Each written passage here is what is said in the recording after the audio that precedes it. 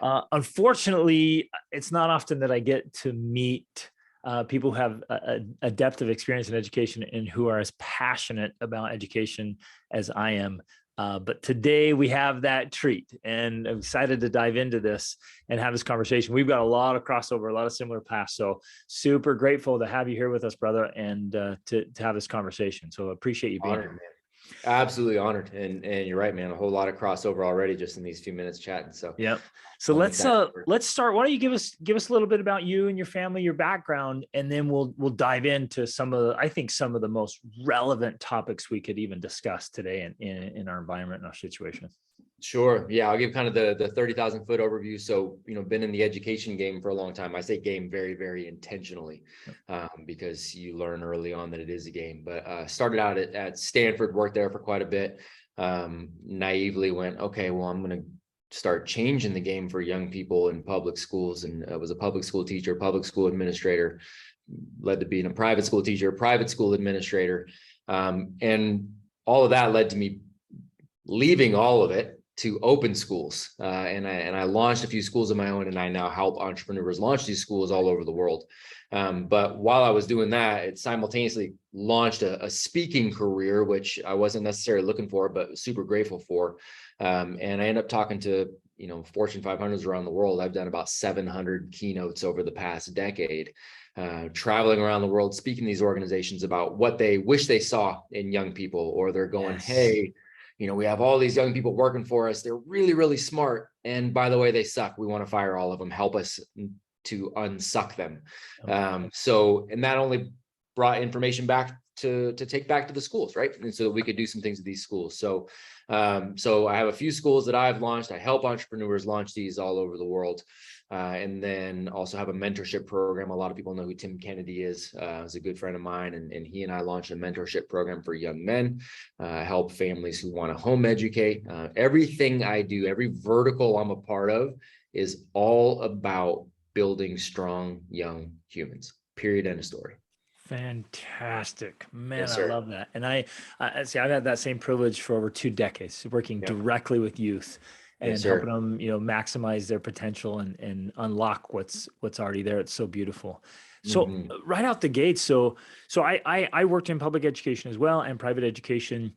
And I think the vast majority of people who start down that path, they do have a dream and an ideal, and they want to make a difference.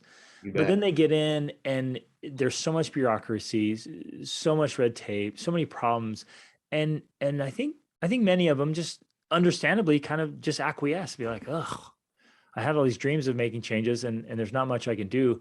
What kept you from just settling and acquiescing? What kept driving you to say, I'm not going to settle for this. I'm not going to accept this, and just keep pushing and even exiting to keep chasing your dream?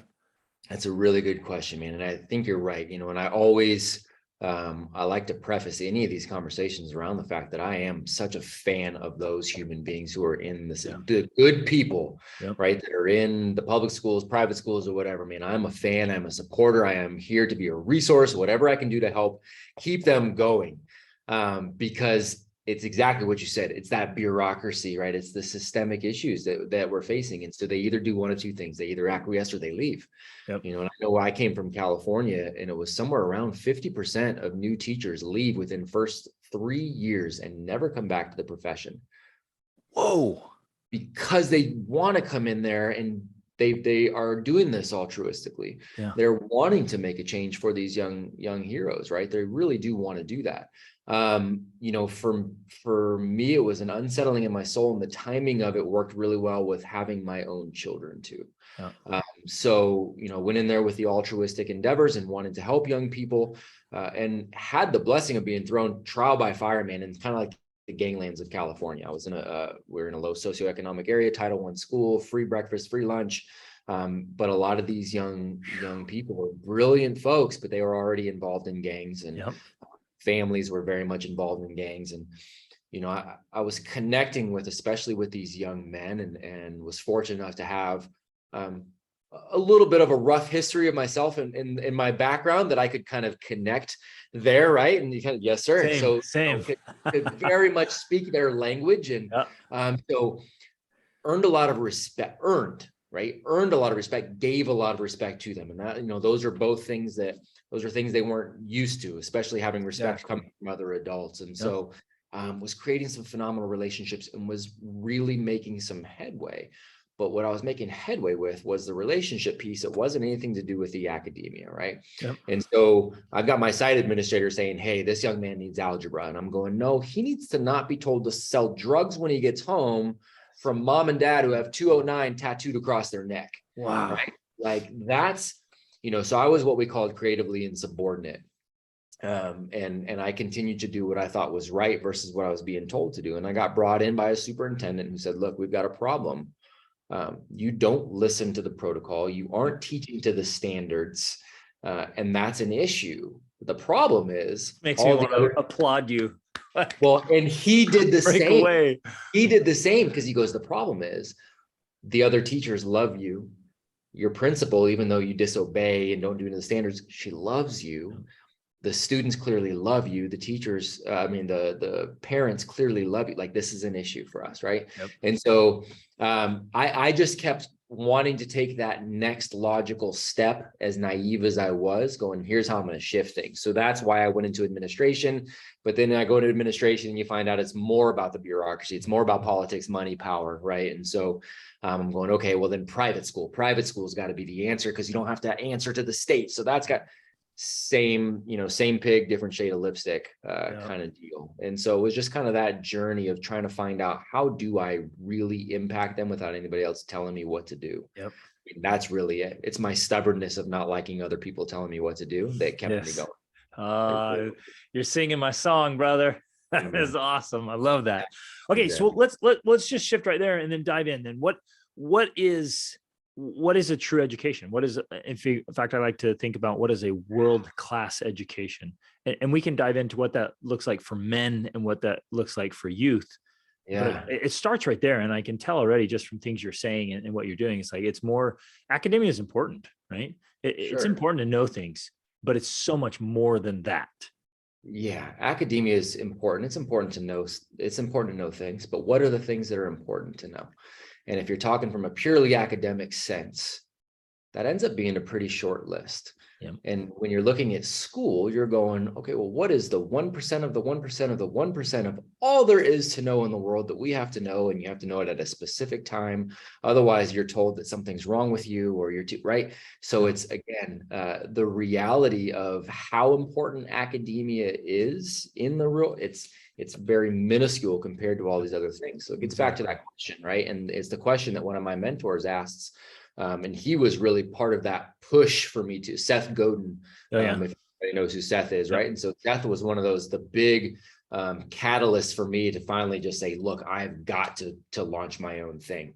But that's one of his prime questions in his manifesto that he wrote, Stop Stealing Dreams. Which is fantastic, by the way. Everyone should read that. Phenomenal. I read the entire thing in one sitting in the parking lot of a school that I was running, and went in the next day and said, hey, by the way, this is my last year here. I got to go open my own school. So, he says, but poses that question, what should education be for? And I think at the root of it, I think that in of itself is a multi-hour conversation. But I think for me, at the root of that, it is sovereignty. It's those things that we were talking about, offline here before we jumped on. It's sovereignty. It is the ability to empower a human being to be fully sovereign in every way, to understand how to continue to grow, mentally, physically, emotionally, spiritually, financially, all the ways that we want to continue. Education, right? Educate means to draw out.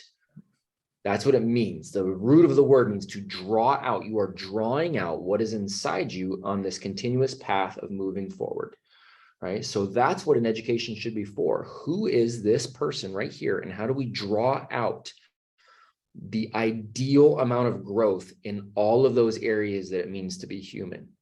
That's what we're looking for. And so there's going to be a lot of overlap there. What it means, that humanity piece, there's going to be overlap there for Greg and Matt. There's going to be overlap, but there's also going to be some unique things in there. There are things that Greg is uniquely designed to do that I am not, and vice versa, right? And so education should be to release that humanity as well as that uniqueness so that we can go out and impact the world in whatever way we want. But sovereignty is the key. It is. You're absolutely right. And I love the emphasis on the common denominators and then what makes us unique as individuals and pulling that out. So if we were going to, I don't know, I love the idea as I study the lives of great performers and high achievers. They seem to have found things that work a little bit better than others. They try to find things that just optimize that. And so in this approach of drawing it out and cultivating and developing a whole human, what have you found in your experience that almost it's not a shortcut? There's no shortcut to education or development, but there's things that are magnifiers that just work faster and better, at least in my experience, that there's things that just draw that person upwards and forward in an amazing way, where it may take a long path over here, but there are certain things that'll get us there faster and better. Have you found things like that in your experience? What works best in what you're describing there is that education of a human being? Yeah, it's a really good question. You know, I'm a big believer in experience over everything else, right? And I always try to tie that experience to every other thing that this person can tackle. So here's what I mean by that. There's this concept that I believe it was Plato had called the forms, and the whole concept was around identifying what an ideal looks like in any given venture. So what for you and I right now, what does the ideal husband look like? What does the ideal father look like? You know, and those are things that we're in the midst of and we can relate to. So if you and I can go, okay, what is the ideal? What would the ideal dad do? How would he act? How would he think? How would he interact with his kids? How would he, if I can form that ideal and then I can give myself an experience in living in that ideal, right? I can start to move myself closer and closer to that. Will I ever reach perfection? No, of course I won't, but the standard should remain perfection. So if I keep moving towards that ideal, not only do I grow in this area, but I'm then able to see that same process and that of how that worked and go, okay, well, what else can I relate that to? So I go from maybe the dad to being the husband, right? And I see that work for young heroes too. Obviously, we don't talk about it that way.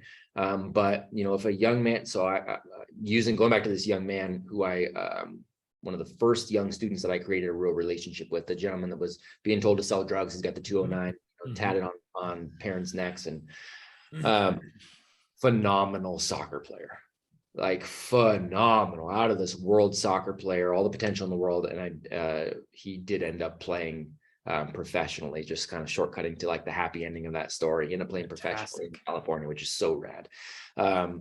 So phenomenal, right? So for him, he had that emotional connection to something, to an ideal, and his favorite players. And that's the first time I heard about Ronaldo and Messi and all these. I don't know about soccer. He was my first introduction to those guys, right?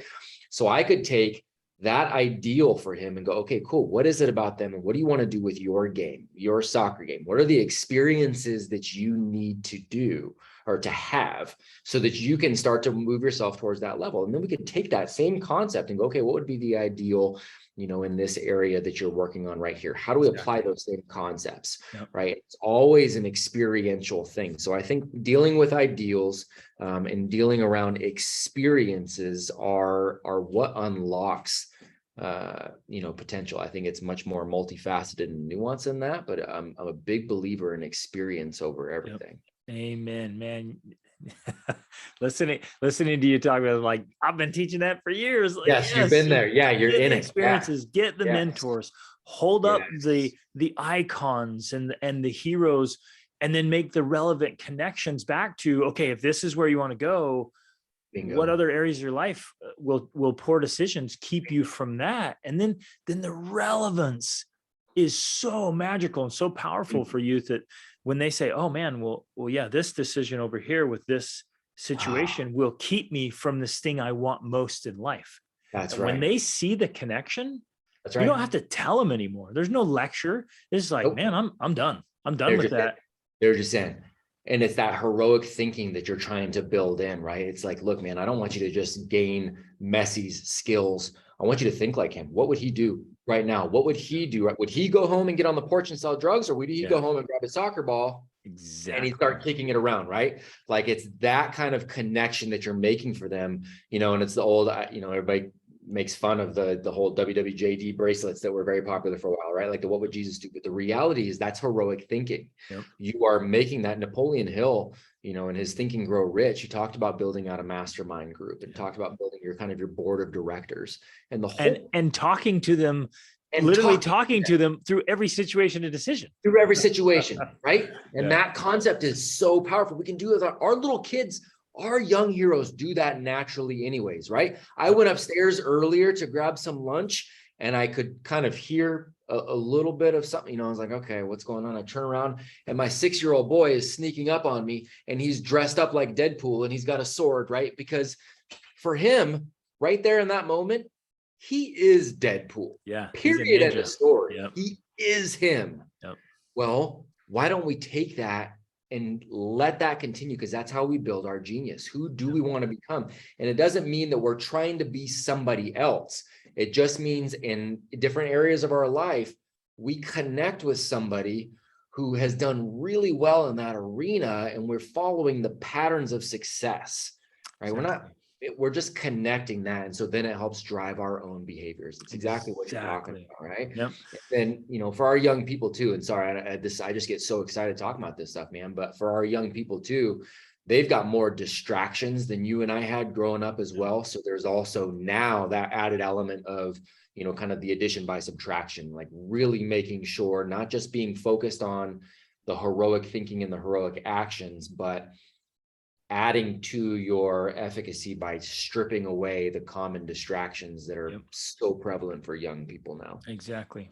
Yeah. We legitimately are in the age of distraction. Yes, sir. And so not only do we have to proactively seek out adventure and experience and an ideal, chase an ideal, but we also have to eliminate the distractions and the roadblocks, which are keeping so many great men and so many great youth away from their potential, from being the best version of themselves, because they're distracted.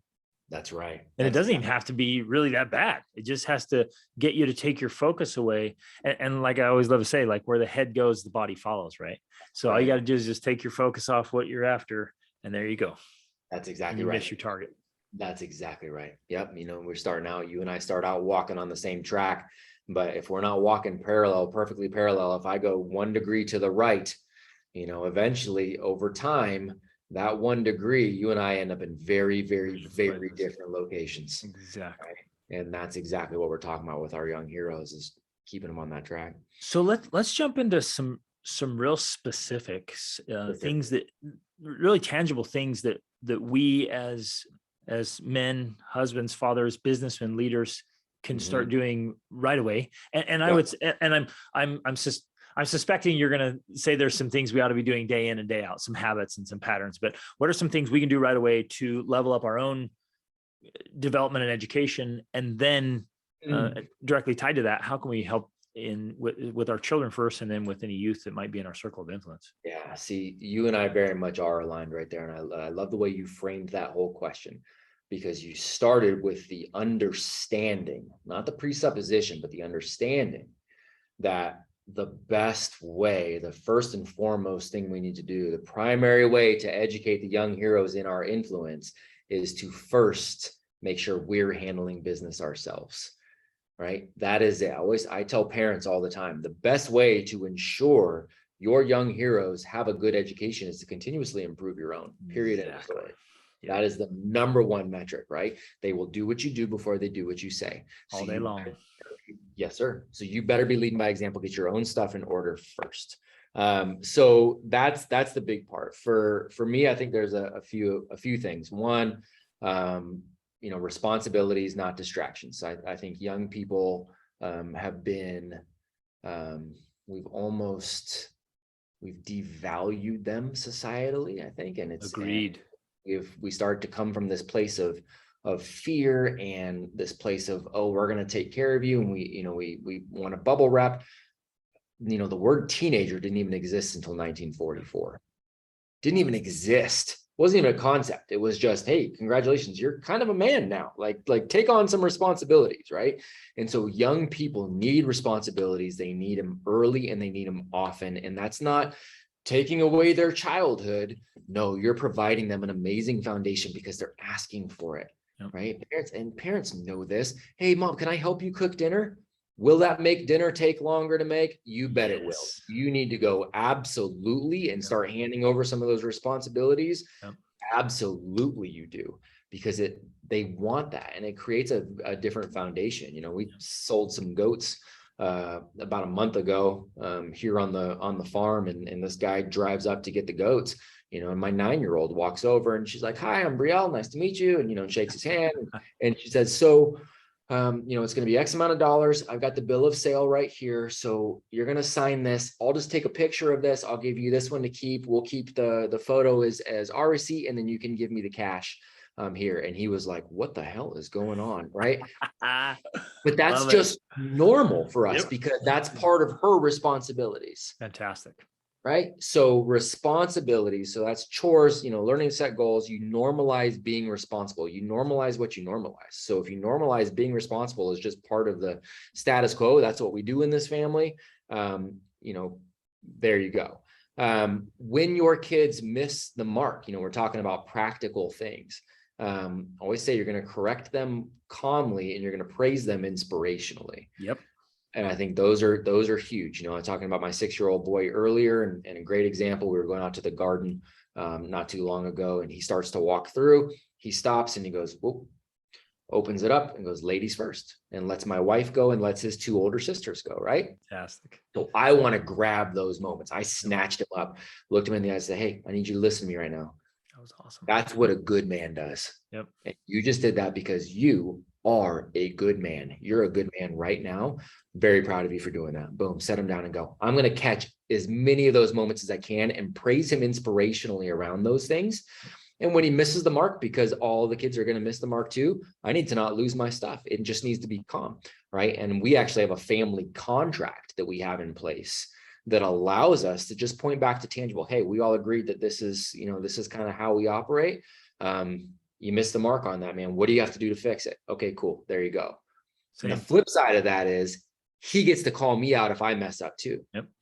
Right. He does it respectfully, but Dad, number 6 says no complaining, fix it. You kind of sound like you're complaining. What's the solution? Yep.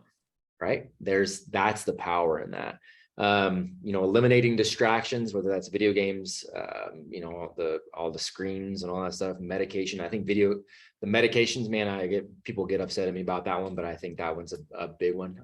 100% agree with you, brother. That we are way overprescribed here, and it's a huge problem. It's huge. I promise you, your 5-year-old, especially your 5-year-old young boy, he does not have a speed deficiency. Nope. I promise. Right. Yeah. So, we got to get those out of there. Video games for me are the sneaky one, especially for boys. So I take a hard stand on that one. Again, it's not real popular. Yeah. I just, in my decades of working with youth, I just haven't seen that be any beneficial, been beneficial at all at helping them become the hero of their own life story. And so I'm like, it's better off just to remove it. Yeah. We just don't have them. Yeah, same. I'm with you. We don't have them at all because I've worked, like you worked with so many young men. I've never seen it be beneficial. I've only seen it go the other way, right? Exactly. Like we are, especially for young men. I mean, they're wired. Like we grew up, we're wired for wanting to achieve, for wanting to accomplish, for wanting to go conquer, for wanting an adventure, for wanting, that hero's journey. Like that is ingrained in us. It's in our DNA. We want that. And for you and I growing up, we actually had to win the game, or we had to go talk to the girl and maybe get rejected, right? We had to go, we had to actually do these things. And when you shift all that to the virtual, especially with these video games, these young men are able to check these boxes. Yeah. They check the boxes of I've accomplished something. Yep. I've conquered something. I got you talk about the pornography. I got the girl, yep. Right? all of these things are artificially being checked off, and then real life just pales in comparison. Because like, why? I've got to work really hard on that Exactly. now. Like I have to actually go out and actually build something. No, that doesn't sound so cool. It's so much easier to just sit here and do this, and then I can talk to. So for me, man, getting rid of all that is a big deal. And then other practical things, obviously, but providing experiences. Being intentional about what education looks like for our young people, and really pulling out of those conveyor belt programs if you can. And again, it's not. Now, so we've done home education since we adopted our oldest. She's turning 20. We've done home education, but we call it world schooling because we took our family and went global. And I know you advocate that as well. So right. And my observation is, again, you and I both worked in public and private. My observation is it's needed now more than ever before. Yes, sir. I think pulling into that, figuring it out. And I would also say it's easier now than ever before because there's so many resources available. Correct.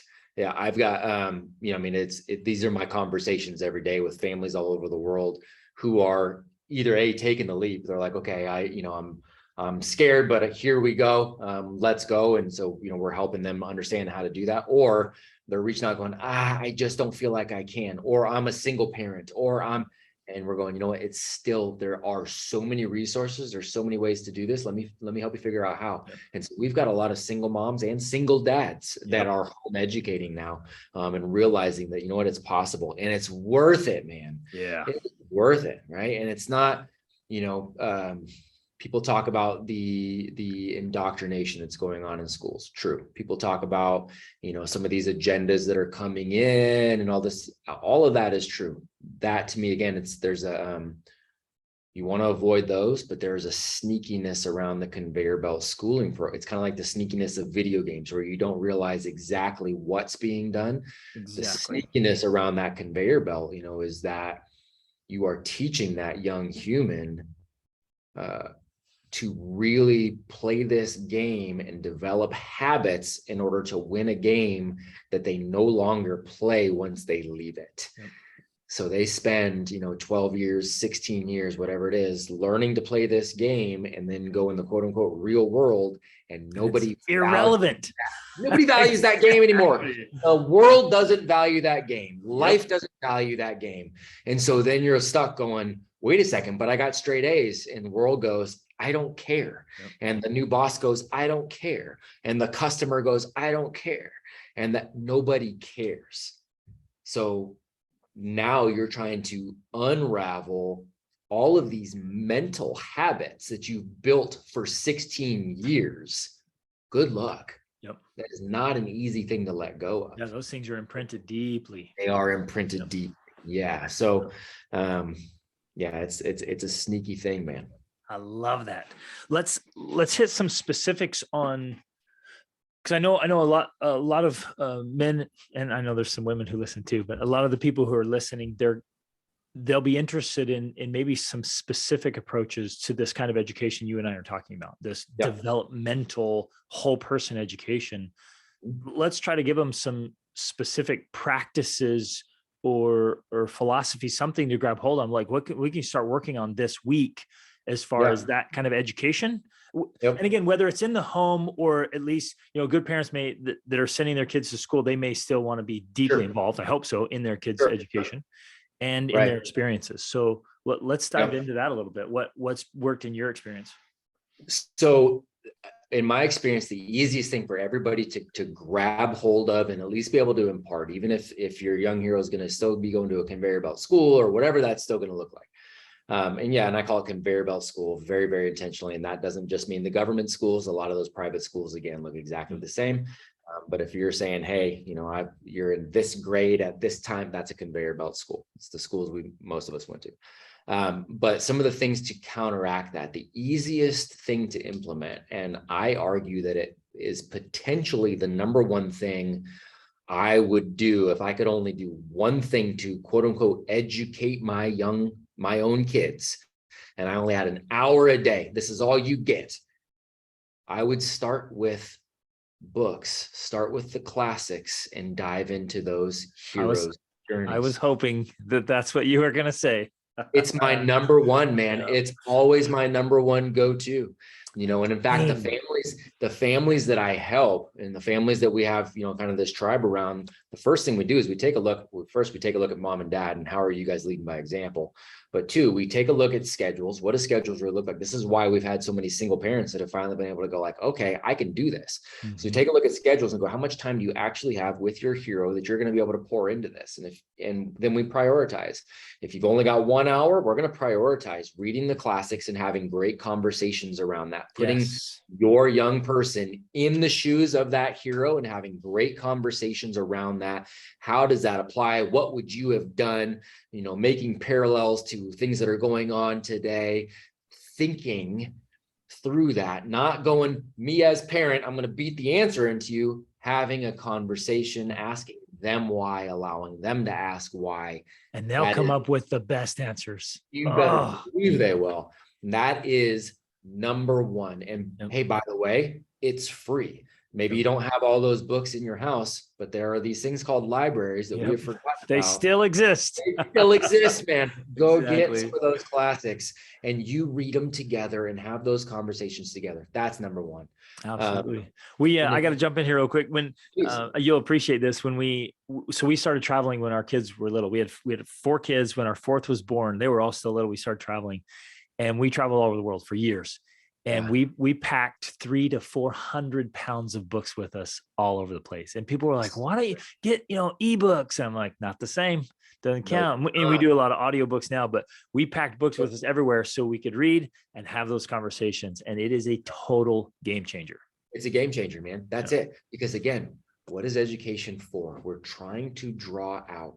There's no better way to draw out than inspiring the person to want to be the best possible version of themselves. Yep. So you paint those ideals with all of these other heroes in these stories, and these heroes are facing struggles that your kids are going to face.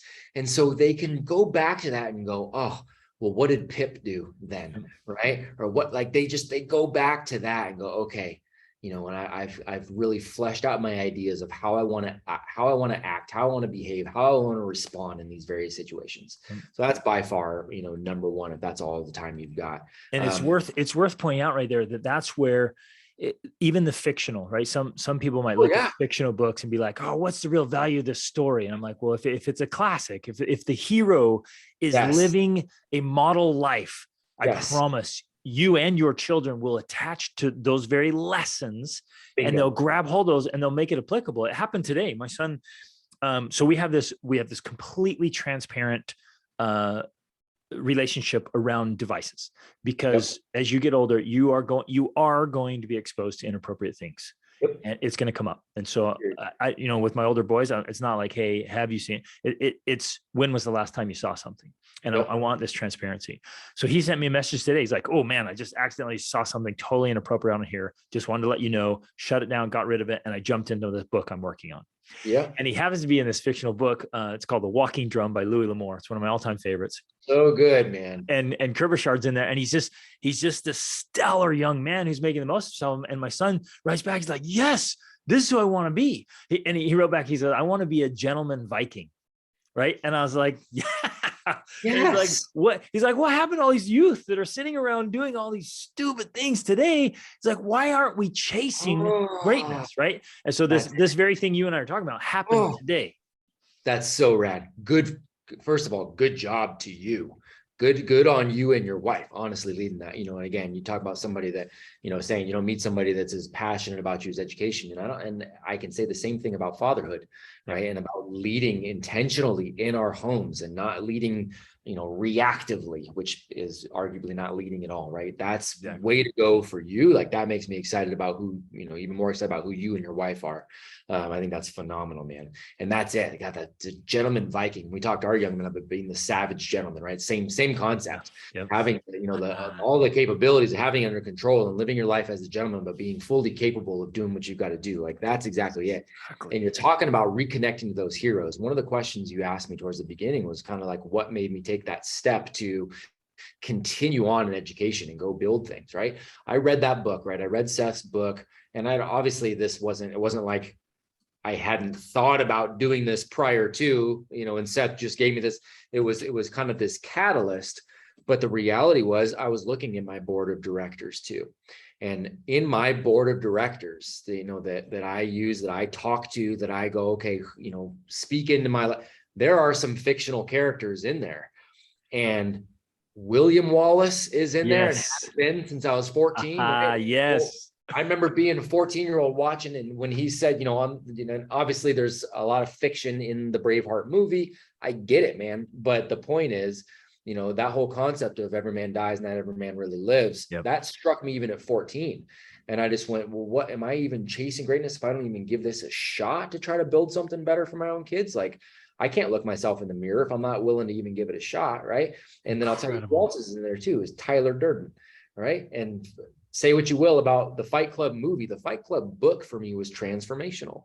And having the concept of this guy who truly had released all of the need or desire to please somebody else and do something. And now he did some things that were a little rough, obviously, but that need to go, I don't need to impress another human being and chase after all this stuff that is nonsense. Why don't I chase after real change? Why don't I chase after a legacy? Why don't I chase after something that is true to my soul and not this, garbage? Like, those were two of the big things for me, man, in launching these schools. Heroic thinking matters. It's number one far and away. Yep. And that's your story is a perfect example, because those characters get in our mind and they build this scaffolding. Then when we come to a crossroad, the mind goes back to, well, what do I know about this? Who do I know who's made similar decisions? What should I do? What does greatness look like? And we'll lean on characters and say, well, no, this is the higher path. That's right. And the more you build your network, the more you build into that scaffolding. Rule number 2 in our house is to be a copycat. And that's exactly what we're talking about.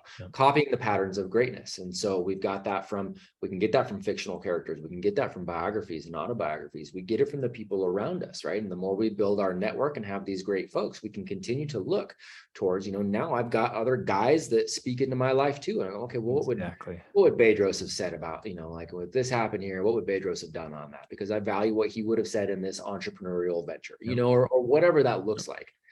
So yeah, man, far and away, that's number one for me. Love this. Oh, I love this. Let's move to specific activities, experiences. What has worked best in your work? A lot of so this is where I think there's a lot more flexibility. I think you've got to know your hero. There's, again, kind of educate to draw out. You got the things that overlap, right? The experiences that kind of overlap, and then you've got the experiences that draw out the unique. So I've always been big, the schools that I've had, as well as my own kids, entrepreneurial ventures. Yes. For me, are something that really overlap the entire experience and allow for massive growth really, really quickly. Right. It's a big thing to have that young person figure out, a product or a service or something they want to launch, and go through the process of, how do I let people know about it? How do I talk to them about it? How do I persuade them to buy it? How do I get seed money to start anyways? What does that look like from a financial standpoint, right? You talk about all these, emotional, physical, spiritual, financial. A lot of those boxes get checked in entrepreneurship. So we had, we always launched business fairs at the schools that I have. Our last business fair, man, we had 2,000 people ish show up in 3 hours for these young heroes.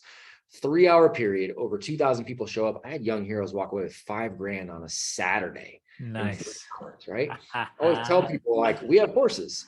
Why do we have horses? Well, my daughters, who are now 11 and 9 at the time of you and I talking, when they were 9 and 7, they bought horses with the money they had made from their businesses. Fantastic. Like, that's, it's not just the practical experience there, but gosh, talk about confidence, right? When you can, they grow so much, so fast. So, I think taking on those entrepreneurial ventures, even if that's just running a little lemonade stand or a bakery, or getting yourself, you can be entrepreneurial in a number of different ways. We give young heroes, you ever seen the TED Talk around the paperclip flip, where the guy flipped a paperclip all the way up to a house? No, I didn't see that one. Phenomenal story. And I won't, the guy basically starts with a paperclip and he flips it, meaning he trades it, the exchange. Yeah. Trade. He's just trading for something of greater value, and he's being intentional, right? Because he's like, hey, to me, this thing right here is no big deal, but Greg collects these. So if I can get this, I can go give this to Greg, and Greg will give me a freaking TV, and then I'll take a TV, right? So even that is an entrepreneurial venture, and flipping your way up. So we've got, I put this, so the TED Talk, the gentleman flips away from a paperclip all the way up to a house is kind of which is just nuts. It's really cool to listen to his story. But we have taken that challenge, and I've done it in my schools. I've done it in my mentorship program. I've got a young mentee who got his very first truck, never spent a dime on it, started with a paperclip. Yes. I took heroes out to the mall and just went, all right, man, you guys have, you guys have 3 hours. Here's paperclip. Let's see what you come back with. Let's see. And we had people come back with dresses and neon signs. I had somebody come back with a perfectly functioning cell phone within 3 hours at a shopping mall, talking to strangers, starting with a paperclip. Right. So I think those kind of that's, and by the way, Gary Vee saw that, and he sent us a bunch of shoes for our initial high school class. Sent him a bunch of Gary Vee 03s. He's like, here, go flip these too. So some of them end up flipping those and making all kinds of cash. So I think those kind of things are kind of the all encompassing for all people, but taking a look at who your hero is and auditing that young person too. The experiences look different. So I've got, I've got a daughter who's into gymnastics. And she's into gymnastics and dance. I got another one that's in dance and horses. So she's not just riding horses, but she's, taking care of obviously the horses that we have, but she's also working at a local stable and volunteering out there. And then my young man, into like ninja warrior course and jujitsu. And so those kind of experiences too, still are educational in a lot of ways, not just in obviously not in an academic sense, but in a self-awareness and self-discovery sense of the word. Yes. So, man, I couldn't agree more. My kids. So we had set, well, I want to go, I'm always out doing big things. So this kind of a setup, I love big adventures. And so we're like, hey, I'm going to go climb Kilimanjaro. And so instead of paying for my teenagers to come with me, I was like, hey, do you guys want to join me? And we'll do climb Kilimanjaro, and then we'll do a safari. And they're like, yes. And I'm like, hey, you gotta earn your own way. Bingo. And they're like, yeah, we're in, we'll do it. Yep. And so they all went out this summer, and man, they earned thousands and thousands of dollars. And the money is insignificant to what they gained from the experience. So it's spot on with what you're saying there. And they grew so much in confidence and skill and ability and thinking and interaction with humanity, and like how to articulate and communicate. It was so powerful. So it's that same line of progress, and just another witness to what you're talking about. It's incredible. Let's get our kids chasing some kind of goal that excites them, and get them through that work to become who they need to become to get to the next level, and to be their own heroes. So if I've got to hire a young person for any position, and I've got a young person that talks to me about the fact that, well, we had this family goal, we were going to go climb Kilimanjaro. So here's what I did to make sure we could make it happen. I saw this goal, I wanted to do it. So then I figured out a way to make that happen. If I've got that, or I've got somebody that went, yep, you bet, I was so obedient. I got straight A's all through school. I even got straight A's through college. That seems like a silly comparison, and it's not even, it's silly when you say it out loud. It's like, what, that's not even a comparison. Right. And that's what we're talking about. That's real education. I love that, man. So cool, too, brother. So fun. Man, I love this. I love what you're doing, and who you are, and what you're doing, and the difference you're making. Let's shift gears here for a second. What do you think are the biggest problems men and families are facing, and maybe youth? Like what's the big ugly monster, and what can we do about it?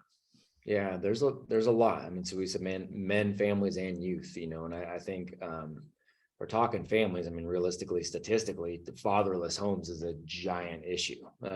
That's obviously an issue, but even I take it a step further. There's a lot of fathers who are physically present, but they're not present. Yes. Right. And I think that is just as much as the fatherless home issue is an issue. I think that's an issue as well. We've got a lot of dads who are distracted. Yep. Got a lot of dads who are not, not pushing towards greatness. They've acquiesced. They've relinquished their sovereignty. They're living in a reactionary way. They're following whatever the status quo is, and they're allowing themselves to become a caricature of what manhood really exactly. could be. You know, that I refer to that as leveling off instead of leveling up. That's exactly it, man. Go right over. That's exactly it. And culture is you know, it's the onus is on the man himself. He needs to be personally responsible for that. But culture has contributed to that by, one, talking, you know, all the toxic masculinity, no such thing. Yep. Masculinity is a set of honorable virtues, period. And the story talks about them, right? If you have a male who is toxic, then he's a toxic male, but it's not because he's masculine, it's because he's the opposite of it. So, you know, all the conversation around toxic masculinity is garbage, and the caricatures that we hold up, the Homer Simpson model, the Peter Griffin model, the, you know, the dad bod kind of model of where it's kind of funny to be this goofball that, you know, isn't very wise, isn't very educated, isn't very driven, isn't leading, isn't physically fit, isn't all of those things that, again, that are just literally saying it's cool to be the opposite of those ideals that we talked about earlier. Exactly. You're just taking your whole idea and just slamming it right down in or below mediocrity and saying, hey, let's celebrate this. Let's celebrate that. And you get a bunch of clowns doing that together. And that's a big problem, man, because then all of that pours right into our youth, right? They're seeing that, and they're seeing that that's what's celebrated. So it's not even attractive for a young person to be an adult anymore, because adults look like fools half the time. Exactly. So it's not attractive anymore. Again, talking about that hero mentality. Well, they're not looking, young men should be able to look up to his dad and go, that is that hero archetype. I should see that right there. And they can't, they don't see that. And they don't even see it from enough men in society, period.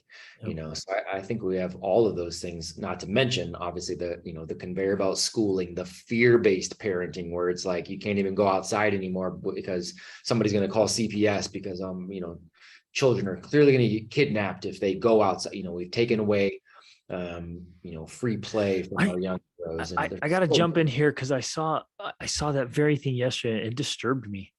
We went out to a soccer practice. My daughter wants to get into soccer. We were out there, and there was a storm way in the distance. Yeah, I mean, it was there was no threat. And I'm like, that's so far away. Like, I don't even think it'll come this direction. Yeah. And there was a little flash of lightning, and this man comes running over, a big guy, big, huge man. He was so afraid. Clear the field, get everyone off, get him away. And he was just trembling, like, no, we're canceling practice. And I'm like, what's going on? Yes. And the irony just struck me. This big guy, he was a lot bigger than I was, this big guy. And he's just so afraid. Yep. And he wants everyone off. And he's just, you can tell his fear is just directing his decisions and his thinking. And so everyone kind of clears the field, and we just watch in the distance, watch the storm blow past over there. And then they're like, okay, come back out. And we lost a good 20, 30 minutes of practice, and they almost cancel it. But I was like, hey, whoa, it's in the distance. Let's see if it even comes this way. Never even came close to us. But this guy was just, you could tell him, he was just trembling with fear. And it's that fear kind of parenting where I get it. If there's real threats, great. But if we're imagining threats and keeping our kids from experiencing life, man, we're crippling them. And that's almost always what it is, statistically speaking, right? It's this anxious parenting where it's fear about fear. It's being afraid of the things that aren't real. And it's being afraid of the imaginary and being afraid of the potentially the what if, we're operating from that place as a society. And so we've got a bunch of kids that are afraid. They're anxious. You know, they're not, so not only are they not going towards an ideal, they're afraid to do anything. They're massively distracted, right? We've got and they're medicated. And then we want to pretend like there's a mental health problem that is something that can be caught like a flu, right? Exactly.